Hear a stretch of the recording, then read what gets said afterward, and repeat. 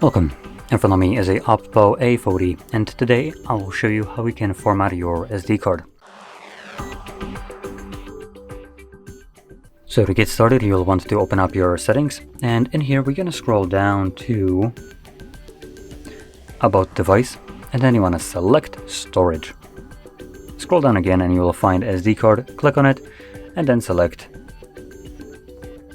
Format SD card at the bottom.